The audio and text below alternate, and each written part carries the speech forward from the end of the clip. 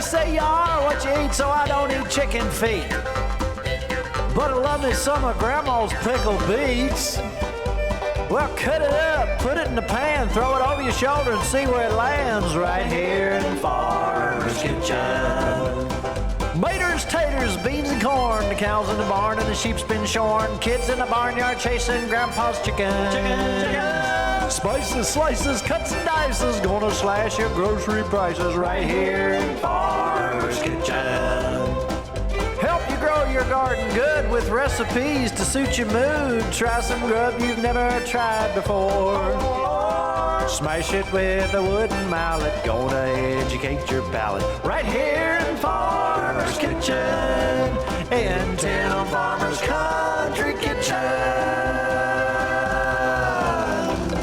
We're gonna cook something good now. Hello and welcome to the Farmer's Kitchen. We're the farmers. This is our kitchen. Are you hungry, Mrs. Farmer? I'm starving. You know what? When it comes to cooking, there's no right and there's no wrong. If it pleases you, then that's the thing you need to do. But you know, in all seriousness, your kitchen is your mad scientist area. And we practice and we play and we experiment all the time.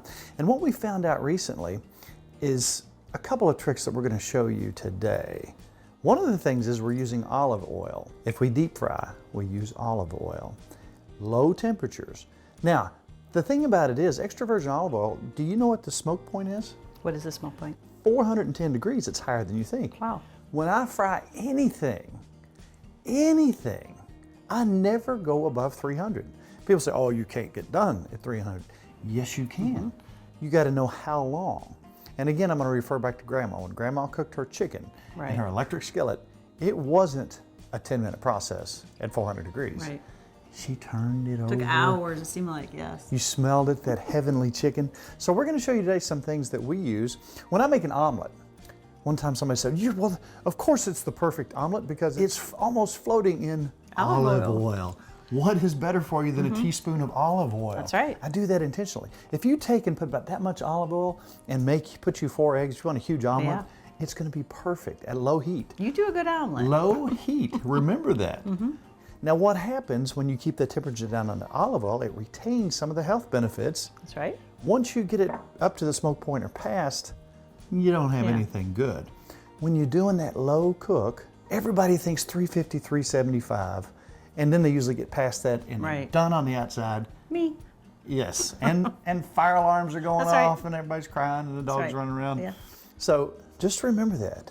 Slow and slow, and you'll get there. Now recently we were freezer diving. So what happens when we see something on sale? You buy too much of it. You buy it too. I buy like one, you buy 10. If you see it on sale, pop it in your freezer. Especially if it's got a due date coming due fairly quickly and they mark it halfway. Right. Put it in the freezer. We were freezer diving and we found some cod. And I thought, man, we got to use this. So I posted a picture of the cod on our Facebook page. We'll show you this post. And golly, the response was automatic. Because it looks amazing and it tastes amazing. So I thought we're going to do that on the show. They asked us to, so we will. So here we are with our freezer cod. I'll tell you what we're going to do. Let's get our beans started because it takes longer than anything. Now, we make our own bacon. Here's a picture of us curing our own bacon in our own kitchen. And if you haven't done that, so good. What's it taste like? Like sugar candy. Beautiful, wonderful, sugar cured bacon. It's the best bacon ever. It's like candy almost. There's nothing like it. Now let me show you a little trick we did. Nick, if you can grab that. Now we have taken some of my homemade bacon. Look at this right here. Now something else we did, while this bacon was going at about 325 for about 20 minutes, I went ahead and put some peppers and onions on this plate and let it soak up some of that bacon grease because this is pasture raised pork. We know where it came from. So a little bacon grease is just a wonderful thing. So what we're going to do, because we've got our bacon out right here, we're going to take our red bell pepper and onions, which have been over here essentially cooking, because we wanted to use this. We didn't want to turn our stove on tonight. We got everything done right here. So I'm going to break this bacon up, put these pieces of pepper and onion in this with a little bacon grease. That's going to be the base of our beautiful baked beans. So what we're going to do is take our already cooked peppers and onions, And bacon grease. and bacon grease. A little bit of You grease in gotta there, too. have that taste. Good. That'll be good, yeah. So now we're gonna take our bacon, and you can use as much bacon as you want. This was probably, what, 6 or 8 pieces Yeah. of our bacon? And between what you and Kelly snuck and ate, there were 8 pieces. I think we're down to 6. Well, you can't stand around and right. starve to death. Do you want these little or kind of bigger? Does it matter? That looks about right. Not good? Oh, Yummy. oh. I just hope that some of y'all, we know some of you do it, Make your own bacon. but to make your own bacon is just a wonderful, you can do a 3-day, you can do a 5-day, you can do a 7-day cure. Yummy. And all those recipes we have out there. It smells good Now that in already. itself would be delicious, But but we're gonna do better than that. So we're talking 28 ounces of whatever kind of beans you like. You can cook them yourself, or you can buy just a very bland store-bought pork and beans and make them your own deal. So another thing that we're gonna do is we're gonna come in, gotta have some sorghum that's right. or some molasses. Oh, that just reminds me of old-fashioned stuff right there. We did a show with a fella not too long ago. He calls it sorghum. Country fella, just as wonderful as he could be out in Casey County. I'm gonna put about 2 tablespoons of that in enough? there. Yeah. Some barbecue. I'm gonna take some of my barbecue sauce. I'm gonna put, you don't want to be soupy. I'm gonna put that's probably 1/4 of a cup in there. Now I'm gonna take some of my dry rub and I'm gonna put in here because it's got all the flavors I need to enhance this. It smells Now, good if you already, wanted to, you could put some brown sugar in there. Give me, yeah, those 2. Yep, perfect. Yep, just sprinkle that around. Enough? Now we're gonna put that in the oven at about 350 and we're gonna go for about 2 hours. Ready? Oh, Yummy? taste. Can you do?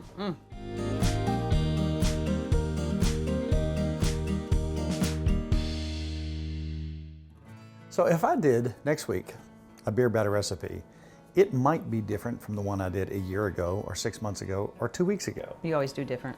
But the base thing that I always remember and I always stick to is I start off with 1.5 cups of self-rising flour. Right. Not all-purpose, self-rising. And I will add a little bit of baking soda, about 1/2 teaspoon of baking soda and baking powder to Right. make sure we get a poofy batter. Because if you're gonna make a beer batter, you may as well have a beer batter That's right. that's delicious. Now, one thing I've started to add over the years is a little cornstarch for that firmness and that delicious Yeah, texture yes. that you wanna get. So tonight's beer batter is gonna be a little bit different because how many of you like lemon with your fish? Yum. A bunch of you, would you imagine? Yes. You think about any fish that you put in the oven with butter Right. and lemon Gotta have and lemon. garlic. That's a pretty good start. Right. So what we're gonna do tonight is start off with our 1.5 cups of flour, 4 tablespoons of cornstarch, a little bit of baking powder, a little bit of baking soda, and lemon pepper. How simple. Now the reason I did this lemon pepper on this particular batch is because we've been having a lot of Cajun mixes and a little bit spicy mixes. You're not caring about anything being I don't real need it super hot. Now you think about lemon pepper in itself, it's not just lemon and pepper. It's lemon flavoring, and it's pepper, and it's garlic, and it's onion, and other spices. So I thought, what would happen if I took this and put quite a bit of it and let that be the main part of my seasoning with a little salt and with the beer for that nice, mellow, yeasty taste, and then just a little bit of hot sauce. Just a little bit. Now, it's Okay, not going to just make it very hot, little, I okay. promise. It just gives it that nice little, just a little bit of cayenne flavor in there. So I won't eat it. Promise That way you get all of it, right? I promise okay, you, promise. it's not hot. Okay. So what we're going to do, and I'll let you get the whisk out, Mrs. Farmer. Okay. I'm going to go ahead and add our cornstarch. So we're also going to take some russet potatoes. I've washed these 2, and we're going to show you how under 300 degrees you can make nice crispy fries. Yeah. What color do you like your fries? Like brownish.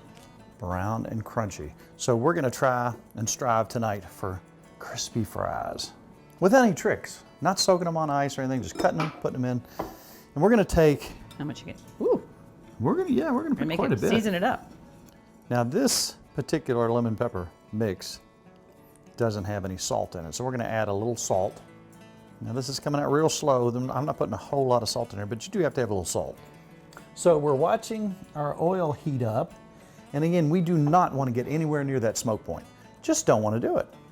So what we're going to do is mix all that up. We got some salt in there. Now we're going to come in with 12 ounces of beer. And you want this to be a rather thick mixture. You don't want it to be runny because you want it to stick. Because when I have a beer batter, that just so accentuates the fish. And that's as important as the fish itself, I think.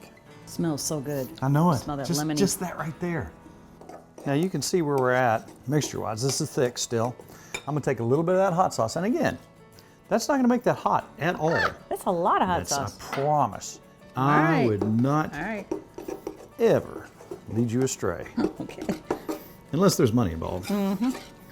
So I'm gonna mix that in there. So you have the lemon smell, And you have hot a little bit of sauce. cayenne smell, you got the beer smell, and it just makes something that's just kind of absolutely wonderful. All right, now watch this. Look where this is at. That's You can nice see and this. thick. This is Yeah. thick. It's barely running off of there. And we are now up to almost 280, so we're getting close. I'm gonna take what I call the tenderloin piece right here. Look at that. That's the best piece, isn't it? Look at that. Yummy. Let's take the 2 tenderloins out here of our freezer diving cod. And I'm gonna show you a couple tricks. Now, why do I have this external thermometer on here? Because I do not trust the electronic devices on board. Because many, many times, I always check them, they can be 10 to 20, 30 degrees off. So I wanna be very careful. Now look how thick that is. You're thinking, that's too much. Look what I'm gonna do. But I wanna make sure every square inch of that is covered. Use my hands because it's going in the grease. Look at that beautiful, beautiful thick batter. And that's about how I want it to look. Now when I bring it over here, I'm gonna hold it there and let it swim just a little bit. If it takes off and tries to get away, probably turn it loose. You I'm should. saying, give it another chance in the ocean. But what I'm gonna do is let that cook just a little bit while I'm holding it. So what's that do? That keeps it off the bottom from getting in that grate and hanging on to it. So it lets it go ahead and start cooking, and that way that'll bring it up and let it stay on top. And what happens too, if you have a thick batter like this, the batter stays on instead of floating all over the place. Again, I'm gonna let it swim just a little bit. Now that right now is only about 280 degrees because of the coolness of the fish, and that'll bring it right back up. And it's floating because I've let that bottom cook just a little bit, just enough to keep it up off the bottom from getting stuck. We've been together a long time. Yeah. When you think about me catching fish with somebody else, what shortly follows? A fish fry. And And friends. Friends. I love getting together with friends. And family. That's right. The best part of the whole deal. Those memories from a kid come back. Took a buddy of mine and went down towards Cumberland, fished with a buddy named Corey and caught some crappie. Then we came back, talked a little bit with Corey about crappie fishing, and then what did we do? We had a fish fry. We had a fish fry. You can't stop us. We're out of control. That's right.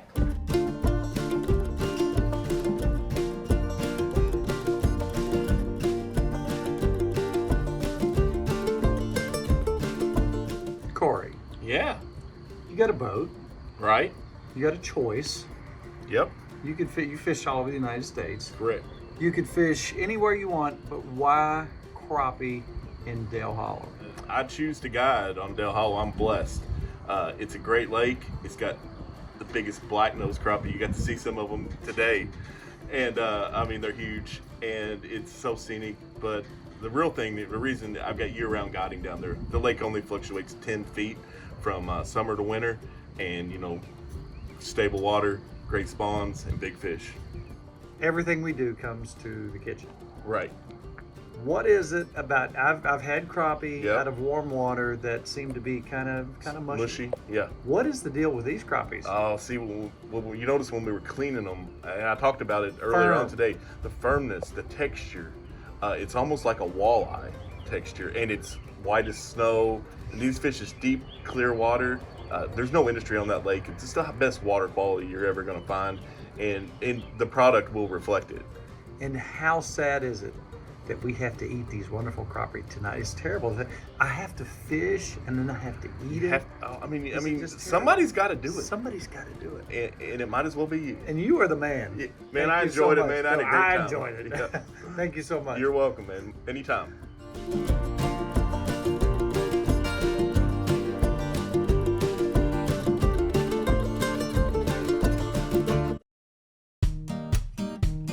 All right, now Nikki's cutting our beautiful, ooh, that looks good. That's Our a good one. beautiful yellow onion, yellow sweet onion. Now that, watch the way that's working over here. That's only about 290 degrees.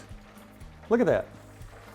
Now, I think it takes about 12, 13 minutes to get it cooked all the way through. And I checked the temperature out on the inside. It's way above where it needs to be, just for about 12 minutes. We have so many new people coming on board all around the country, all over the place that are seeing our shows for the first time. This might be old to some of you, but it's gonna be new to a lot of you. This is our hush puppy mix. I've always made hush puppies. Jim Doom makes some tremendous hush puppies.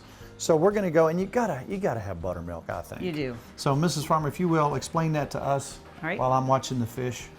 I have a cup of yellow cornmeal, half a cup of self-rising flour, a little over a quarter cup of onion, maybe more than that. You gotta have However onions. much you like, that's all right.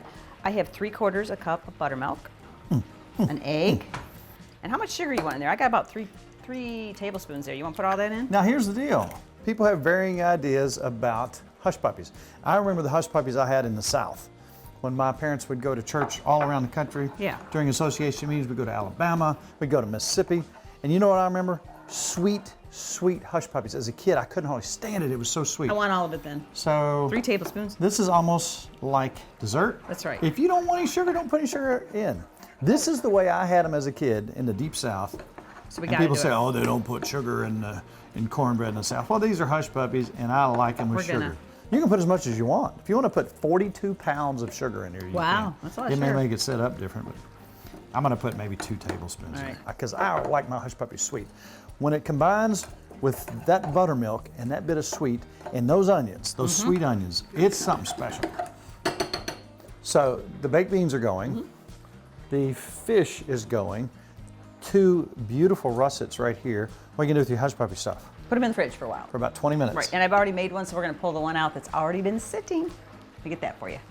All right, so here's what it looks like after it's chilled. Now, Take if I care can of this get you for to you? peel those beautiful russet I'll do it. potatoes, this fish is getting close.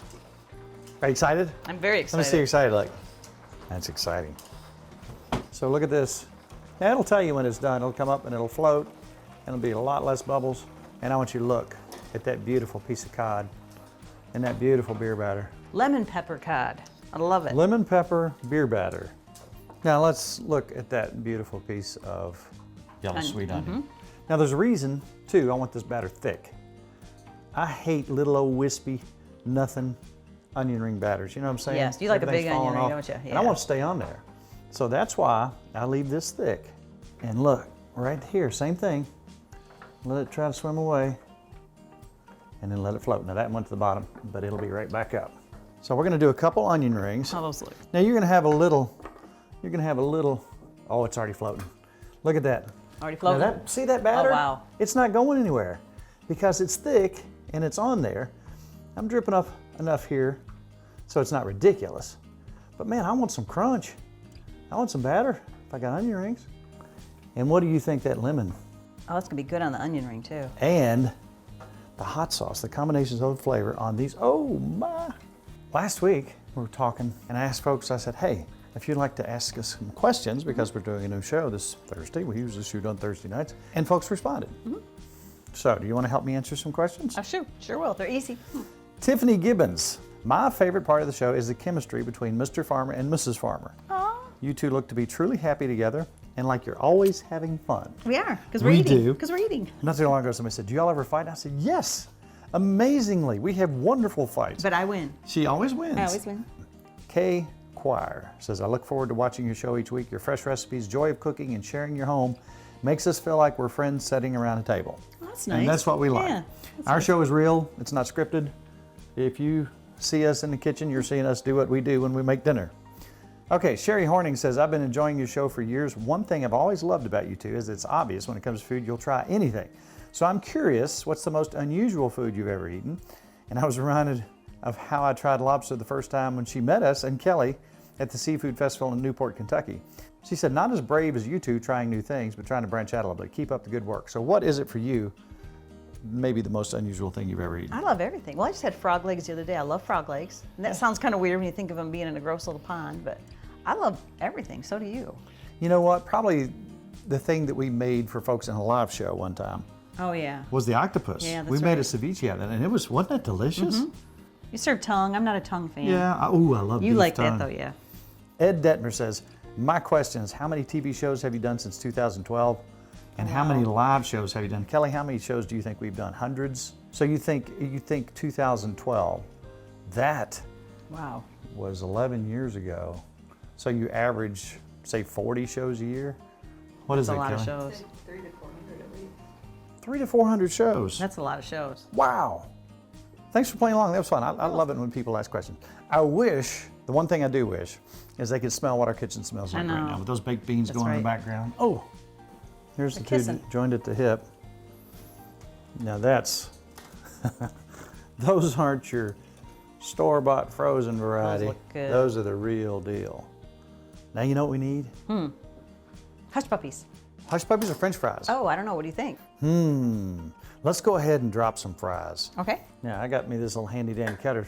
You like your cutter, don't you? Wonderful for the warm guy. He loves his cutter. I just love the fact that I can just push on this right here and look what comes out. Right, isn't that great? That is great. You take these fries, Jeez. same temperature. It only takes about, I think, 9 or 10 minutes for them to start browning up. All right, you have to be the judge. Are these brown enough? Those look pretty good, yes. Pretty good? Yes, those look. Have you tried one? So does that mean I a could little eat bit more? those. I could eat You're those. good to go? I could eat those, Look, yes. these are not soggy French fries. Those look They're hitting the perfect. sides and they're rigid. Those look perfect. They are not I'm excited about those. floppy French fries. So we're gonna put that on a plate, salt them just a little bit. Look at this. Wow, I'm excited. That's with those. what you want. me try That's what you want. How did you eat that? It's Oh, hot. it wasn't that bad. It was a little tiny one. The little baby ones you can eat. You're amazing. All right, now let's set that up front. Let's put a little salt on there. So now real quick like, I'm gonna dip my ice cream scoop in the oil. These are our magic hush Hush puppies. puppies. And they don't have to be any particular shape. We just want them to be Tastes good. delicious.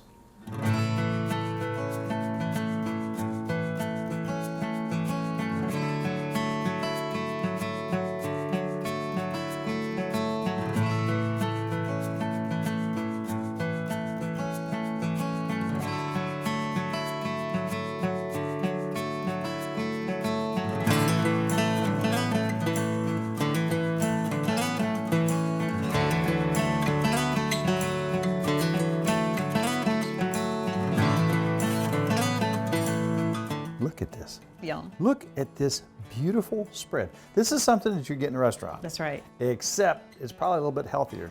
We use extra virgin olive oil. So, yeah. Somebody's gonna say, what brand do you use? The cheapest we can find. Exactly, yeah, I In don't- bulk. And yes. there's some good brands Yes. out there that you can find in bulk sometimes. This French fry, when you pick it up, does it bend? No. Nope. That's mine. I know you love those.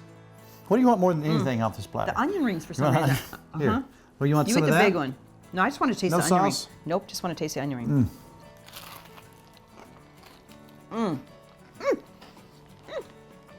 I love the coat, that lemon pepper coating on it. That's the best onion ring ever. Now, nobody wants to hear eating noises, Mm. but I'm sure you're aware of that crunch that's still going on. I want to try one of these. Can I try? Mm-hmm.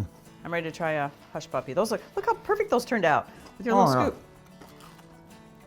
Look at that. Look at Mm. that beautiful cornmeal in there. Tastes like something you did at the fair. We know where our Oh, my cornmeal goodness. comes from. Know where your food comes from. Oh, that's so good. I like the extra sugar. Look at that. The sugar in it makes it delicious. That's like a donut. Okay, it tastes like a donut. Oh, and those sweet onions. You want the first bite? I do. Go ahead. Right in there is a good. This looks good and crunchy. Hey. Look at this. Mm. I want you to look at the interior of that fish. Perfectly done, perfect temperature. I'm gonna go for a little bit. I didn't dip the part we ate on. Sorry, I love the lemon pepper flavor on that fish. That's delicious. Still moist. Wow. Can I try The those? baked beans are beautiful. Those look so good. This is, food evokes memories That bacony flavor is really good. with in our that. homemade bacon. That's really good with the bacon flavor in it. Oh, That's going to be my favorite beans now too. tastes like Kentucky sorghum in there. We've taken all these things together that we've done over time, and we've put them in one spot. And this sauce here, if you want to do a dipping sauce, I found something that you can take ketchup, Thousand Island dressing, a little bit of mayonnaise, and some Cajun seasoning. Delicious. And what do you have? You have magic. And you can dip, I really love the onion rings in So there. do I. And you're not dipping in it, so I'm gonna. I like them too. eat it I all. like the lemony flavor on the onion ring. You know what? If you see these recipes and you think, oh my goodness, I would sure like to try that. Ms. Farmer, is there any place on earth you can find these recipes? You can. All gazillion of them? All gazillion, TimFarmersCountryKitchen.com. Now, we also have a very active Facebook page. Lots of folks get on there. At this time, Mrs. Farmer, it's time for me to shut my big yapper and start cramming food in it. That means it's all about Good times. good friends. And really good eats. We'll see you next week on Tim Farmer's Country Kitchen. Dig in, Ms. Farmer.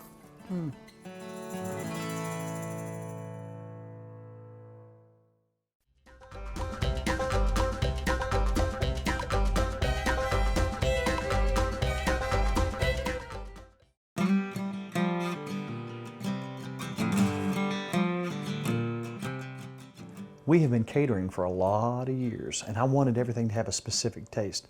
Therefore, I had to come up with my own products. Right. A dry rub, chow chow, and our barbecue sauce are something that we use in all our catering gigs. I developed this barbecue sauce that is not the really thick, syrupy stuff that you get. This has more of a natural, it's got some pepper and onion flavor in it. You can actually see the particulates in there.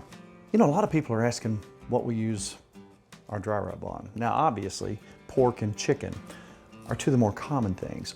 Also, we've been using on our corn on the cob with butter. That is. I'm telling you, this That's stuff wonderful. with potatoes is fantastic. So 40 years in the making, Tim Farmer's Country Kitchen Dry Rub.